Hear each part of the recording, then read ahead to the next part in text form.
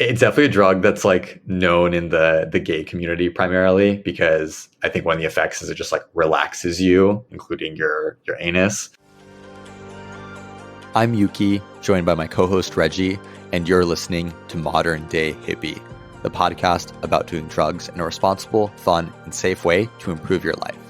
Before we jump into today's episode, a quick legal disclaimer. This podcast is for educational and entertainment purposes only. Our goal is to educate and inform others about the realities of substance use in an engaging format. By listening to this podcast, you agree not to attempt to recreate anything found in this episode or any of our other content. We are not confessing to any acts stated in this podcast. The content in this episode should not be treated as factual or real in any way. Now, with that, we hope you enjoyed today's show. What's up, hippies? It's your boys Yuki and Reggie here. I'm coming off a bit of a banger party weekend, so still recovering in sleep, even though that was like 3 or 4 days ago at this point. Reminiscent of the story that I'm going to share today. But Reggie, how have you been, man? Been doing well, man. How about yourself? Other than just lack of sleep. Yeah, trying to balance the needs of like running a few businesses and doing a lot of fun drug-related things, meeting a lot of people, prepping for Burning Man, all that kind of shit. Hey, man, work hard, play hard, right? 100%, yeah. Although I can't run on as little sleep as I used to, but you know, it's for the best. Like literally after this weekend, like Saturday night, I was out until like 6 or 7 a.m. and I slept in like as long as my body would let me, but it just wasn't quality sleep because anytime you're doing drugs, your sleep the night after will just like not be as good as sober sleep. And so then Sunday night, I let myself sleep in. I slept in until like 2 p.m. on Monday, which is like super necessary, but it was good. It like mostly reset. Damn, that's wild, man.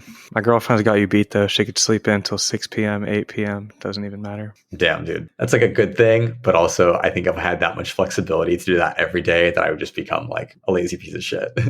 I feel that, man. Hey, sleep's important, like super fucking totally important. And people don't realize that drugs mess up your sleep. Like people think, oh, like let me smoke a joint before bed, I'll get some good sleep. Like, nah, bro, you're fucking up your sleep that way. Yeah, and there's such a big difference between things helping you get to sleep and things helping you get quality sleep. Like whether it's drugs like weed or whatever, but even with something like melatonin, which is literally designed to help you sleep, like it helps you get to sleep, but the sleep you actually get on melatonin is not as good as sleep that you'd get sober. But hey, it's a trade-off. Like if you think you can't fall asleep at all, better to get some melatonin induced sleep than just like no sleep at all. Damn, honestly, I don't even buy the melatonin thing, dude. I feel like you can use melatonin to fix your circadian rhythm, but other than that, like you're playing yourself.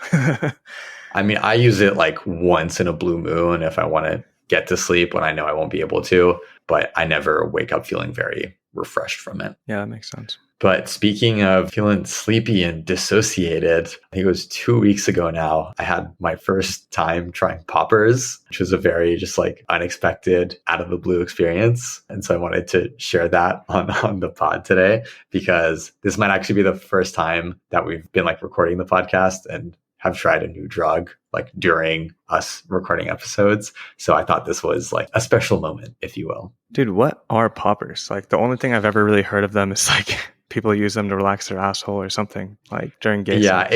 It's definitely a drug that's like known in the gay community primarily because I think one of the effects is it just like relaxes you, including your anus. So like before you're going to have sex. But it is also like a mad dissociative that's super short term. It literally lasts like 45 to 60 seconds. But for that time period, you're like just absolutely in another dimension. You get like some visuals, but you're just like you need to sit down and just like take it all in. And it feels like it lasts a while, but it's only like a minute or less. Damn. Wait, so just for my own understanding, how is that different than like whippets? Yeah. So honestly, like before we were doing it, I was already doing a bunch of like ketamine and stuff. So I wasn't in like a totally sober state of mind.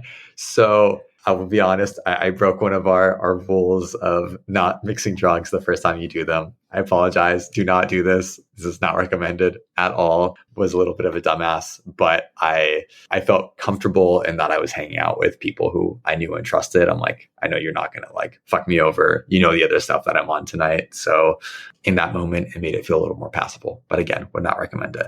And like before it, I'm like, I'm just putting my trust in my homies. I'm like, just let me go on this experience. They like show me the way. And they did a really good job of like preparing me for it. Like they told me exactly what was going to happen beforehand. Then I did it and I felt very adequately prepared. But even like going home that night, or rather it was like the morning after, just trying to like read what this substance actually is and like what it does, I still don't have a really great answer. But literally, so the form it comes in, the reason it's called poppers is because I think it used to come in these small like gel tabs that you would just like squeeze and pop. And then the idea is like it's this liquid that you sniff like the fumes from it. And to be honest, it totally smells just like chemicals. Like it smells like fucking paint or Jeez. something. And so that definitely put me off of it. I'm like, I don't think this is something I'm going to be doing on a consistent basis. I'm glad that I tried it like that one night. It was an experience, but I definitely won't be seeking it out. But basically, as soon as you inhale it, like you just kind of like sit back down in slow motion. It hits you like immediately, and you're kind of just like looking up, and you can't really move. And there's so much shit going on. Like honestly, I don't know if when people actually use it for sexual purposes, if they just do like smaller sniffs. But my buddy, he just had like a little bottle, like a few inches tall, that had like caution sign on it because you're like not supposed to ingest it. You're not even supposed to let the liquid touch your skin. Like you're just supposed to smell it, which is also like not a great sign. Jeez, man. What is this shit? Like, Yeah. And so he like guided me through what was about to happen. I'm like, okay, like I'm comfortable. And this was at the end of a very long night. Like I was at this massive Barbie themed party for like the launch of the Barbie movie. This party was going from like 4 p.m. I was there until like 6 or 7 a.m. just like nonstop. Just like did shrooms for the first part of it, which was like a whole ass experience. jeez. And honestly, it was dope because while we were doing shrooms, it like rained really hard for like 10 or 15 minutes. And that wasn't a huge deal because the party was already like water themed. There was like a massive like foam dance area and like a fucking inflatable water slide that was like 2 or 3 stories tall. Like it was massive. The rain was chill. We were all already in swimsuits. And so the first like part of that party, my girlfriend and I did shrooms and it was a solid experience. But the best part was that after it rained, there was this like gorgeous double rainbow all the way across the sky. You could see it from both ends. While you were tripping? Holy shit. Yeah, we literally just like sat and stared at this rainbow for like 15, 20 minutes. We're like, damn, that is fucking gorgeous. And we were kind of on this like on like the rooftop of this building where like the party was happening. There were like trees all around us and like the wind was blowing through the trees and like the pattern from the shrooms were like looking really nice on the trees. We're like, damn, these are some sexy trees with the rainbow and the clouds. Like honestly, it was that beautiful. Sounds amazing, man. Like this is an amazing night, and that was like honestly the highlight out of all of the things. It's always shrooms, man. Those are always the highlight. Yeah. So that was good. And then we had a bit of like a reset period where we went through like the shrooms afterglow, and then shrooms kind of faded away. And then we did some ketamine and some 2C as the party was like coming down. And so it was probably like 2 or 3 a.m. by the time I was offered poppers and like guided through this experience. And the experience itself was like solid. Like, I don't know, honestly, the one time I did whippets, I feel like they just made me feel like really like stupid and like idiotic. Like deprives like your brain of oxygen or something. Like yeah, exactly. Like honestly, it wasn't something I enjoyed. Whereas poppers was like, okay, this is very reminiscent of doing like a fuck ton of ketamine, but it's so short lived that it just like comes and goes. But also when you're in the experience, it feels like it lasts for a minute. And so the first time he dosed me, he's like, close one nostril, and he put the bottle like under my nose. And he was just like, breathe in. And then I think he held it there for like 2 or 3 seconds, and then he moved it away. And I just kind of laid back and like started getting a bit of visuals like on the ceiling that I was looking at, but really just like you feel this very like floaty, like out of body sensation. And that was like solid. It wasn't super, super strong, but like 100% felt it. And then probably like 30, 45 minutes later, he offered me like another hit of the bottle, I guess. And he gave me like a big sniff. And bro, I was on this couch. Like I was there for what felt like probably like 30 minutes. This was like 1 to 2 minutes. I was just like, damn. And it was ketamine also in the sense that like if you take a lot of ketamine, it definitely becomes hard to like interact with people and just like engage in any sort of interaction or conversation. This was very much the case with the poppers. And otherwise, like I guess my body was relaxed because like I also know about it in the context of people using it for sex. Like I just wasn't aware enough of my body to like be able to tell how it felt. Like I was just in my brain like admiring how this drug felt and wanting to just like appreciate it while I was trying it, knowing that it's not something that I would consistently do. Like the smell alone is like very intense chemically scent. And honestly, I need to do more education to understand exactly what it is, because I just read like one or two articles after the fact to see, just to learn, like, is this like safe? Like, am I good? Like, what are the risks here? And it seems like it's not any more dangerous than like your average like other drug that we do. Like, there weren't any like massive red flags that came up, which was the main thing that I was looking for. But yeah, it was kind of a wild time. You're at the club and the music is thumping, but you've got nothing left in the tank. So what do? Sniff some cacao. Yup, you heard that right. Sniff some cacao. It's the hottest new trend in the club and party scene. One bum-sized sniff of raw chocolatey powder contains the caffeine equivalent to a half cup of coffee, and boom, it hits instantly. And the best part is you can now sniff cacao anytime, anywhere. Right out in the open, in front of the DJ booth or the stage, even at the VIP table with your friends. Now, how does that happen without drawing unwanted attention? Snogo's spring-loaded bump straws make it possible. These classy, triple mirror polished bump straws are the safest, most discreet way to enjoy sniffing cacao. In fact, you've most likely already seen people wearing Snogo's bump straws as pendants around their necks without even knowing it. Discover why sniffing cacao using Snogo bump straws is being called the biggest revolution in partying since the invention of rock and roll. Jump on over to snogostraws.com to learn more.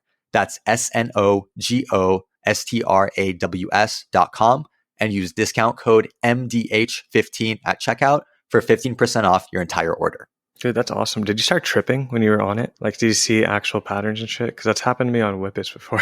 Yeah, there is definitely a visual component. It wasn't the kind of visuals of like seeing things that aren't there, but definitely like colors and shapes and patterns were definitely a little bit like skewed in swimming, I would say. Swimming, I like that. Yeah. And it was nice because the first time that I did it, we were like hanging out in this, it basically looks like an airplane hangar, but like it's on this guy's property. It's just like a hangout spot with like couches and shit. And so there were like these cool lights projected on like the curved ceiling of this hangar. And so just admiring those. And then the second time was in like this like dark room where this was towards the end of the party, but it was so fucking hot outside. And this was the one room that like hadn't been used during the party. So it still maintained like air conditioned state and air. And so like the 20 people who were left at the party by like 6 a.m., we all just kind of like converged in this room. It's like very dark, but they have this giant speaker with like these lights that change colors and like light up with the music, which was really cool. And so that with like the shadows and the light there while I was on this like super comfy couch, that was a good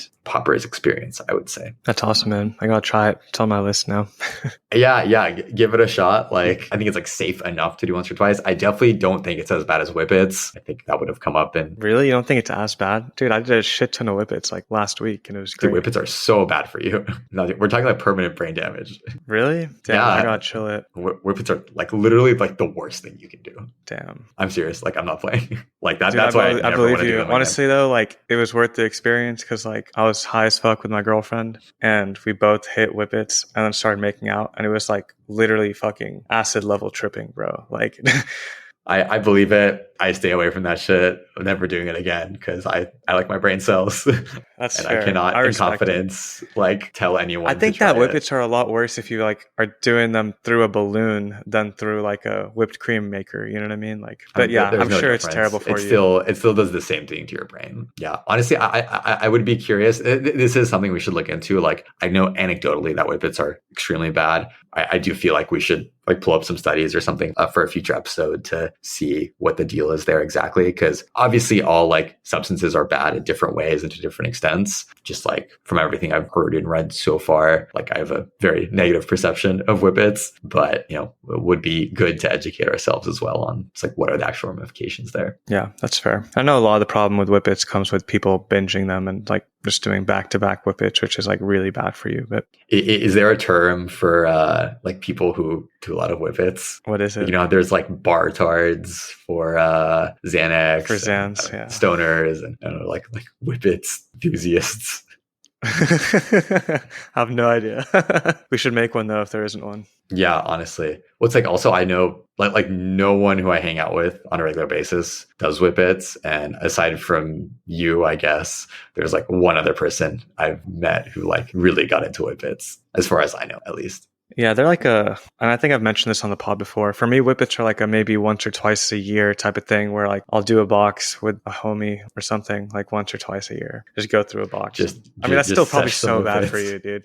Yeah, you just Yeah. sesh. Yeah, usually while doing something else too, but honestly, it's probably a really bad idea. It's also like one of the most expensive things to get into because like, Oh, dude, they really? charge like it probably ends up being around 50 cents a whippet. Like, and if you're doing two at a time, like that shit adds up so fast. Yeah, because don't they come in those boxes with like 20 or 30 of the little canisters? Yeah, and then they're just those boxes are just expensive because which makes sense because they're designed for making whipped cream. So like you don't really need more than like two like every like couple of weeks. Like how often are you fucking making whipped cream? You know what I mean? Like Yeah, that's like a restaurant supply kind of thing.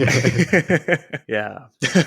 Yeah, I mean, to be honest, since it's been several years since I tried whippets, I don't vividly remember how they felt, but I'm sure you could have an amazing time seshing other drugs that are significantly less bad for you. That's true. I will say doing whippets while tripping is something else. Have you had like a proper like ketamine sesh night yet? Yeah, man. Maybe I just like love ketamine, but those are some of my favorites. I believe it. It's one of those things that like is just a little bit harder for me to get. So I just don't end up doing it as much. But yeah, ketamine's dope. I feel that. But it's also another one where it's like for me personally, I know you do ketamine quite often, but for me personally, I barely do ketamine. But when I do it, I have a great time and I kind of do a lot of it. You know what I mean? Yeah, that's fair. No, honestly, for me, I've found it's become kind of my like go-to substance when I'm going out and not taking shrooms.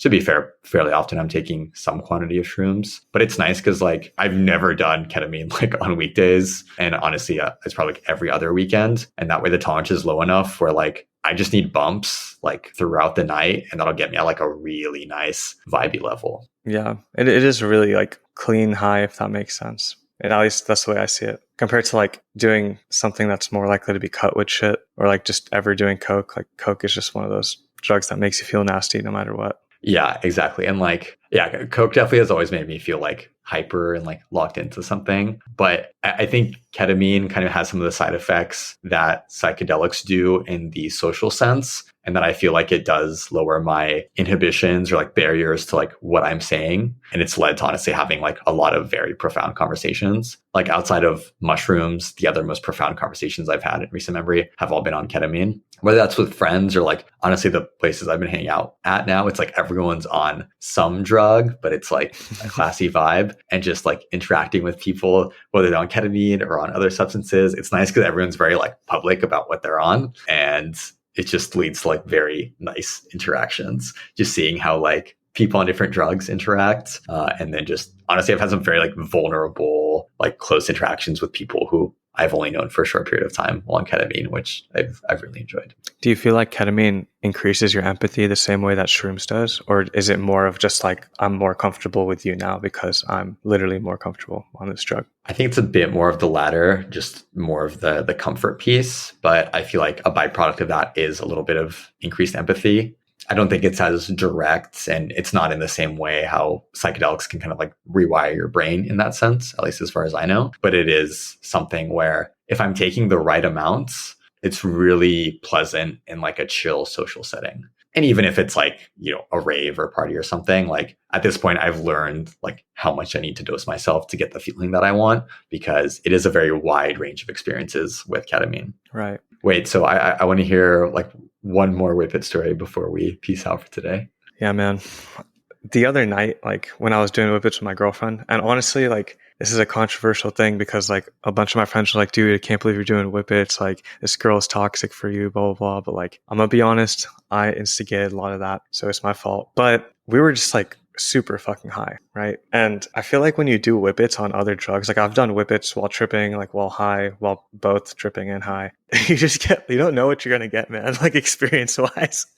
Like, you're just rolling the dice. dude, seriously, like I don't know if it's just because like we were being sexual or something, but like I feel like it was almost orgasmic whenever we were like hitting the whippets and then making out. and then just like passing out almost, right? Like not like actually passing out, but like just like Yeah. everything's buzzing, man. Like I'm starting to hear auditory hallucinations. Like the visuals are just popping off, like not for long, for like maybe like 10, 20 seconds. Like they're like really popping off visually, just patterns and shit, nothing that's not there, right? But then like doing whippets like on shrooms, it's like it's very similar in like the euphoria, but then the visuals are just like way more insane. Like, and I always wondered if whenever I do whippets, like when I'm high or something like that, if the visuals I'm getting are just like flashbacks from like doing a bunch of psychedelics or doing a bunch of psychedelics on whippets in the past. So I don't know, or I guess rather doing a bunch of whippets on psychedelics in the past. But I don't know. I don't know how that works in terms of like flashbacks and experiences, because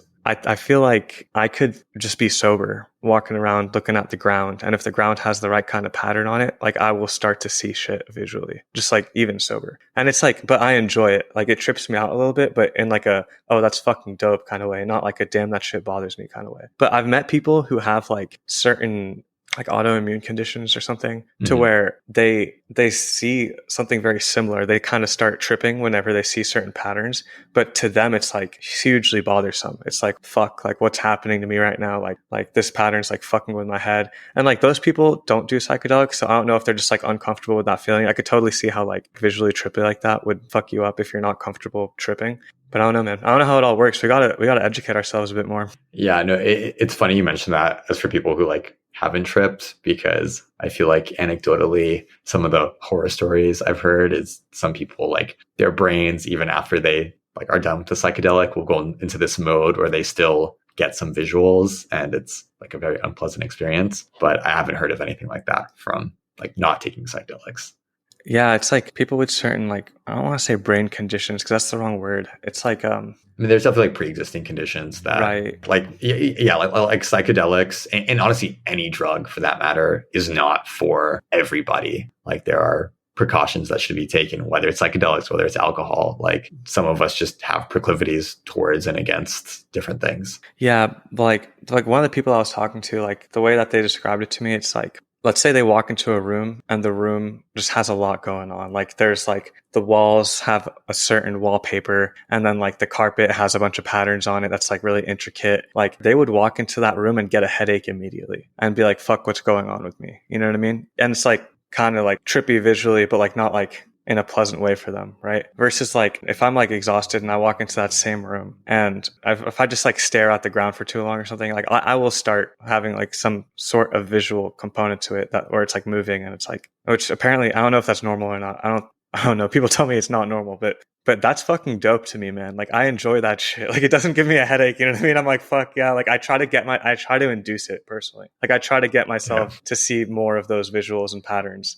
Dude, I think you're just built different, man. I don't know, man. I just think it's like all the tripping we do, like we just rewired our brains to like associate that kind of thing with a positive feeling. Yeah, I mean, I can't say that I've ever had visuals like that. Like I'll see things, but like the closest thought that I'll have to that is like, oh, if I were tripping, like these patterns would be really nuts. But I've never like actually seen that when I was sober. So that's pretty crazy. It's subtle. It's subtle. Don't get me wrong, but like yeah, I feel you. Yeah, I feel like that's like with great power comes great responsibility. For real. All right, guys. Well, we hope you enjoyed this episode, and we'll see y'all next week. Truly, thank you for listening to the show. We seriously fucking appreciate it. If you want to help us out, just leaving a rating or a comment, you know the drill, would be incredibly helpful. But more importantly, share the knowledge and the love with your friends. Make sure they're getting the information they need on this topic that is so underserved and underappreciated in today's society. We'll see y'all next week.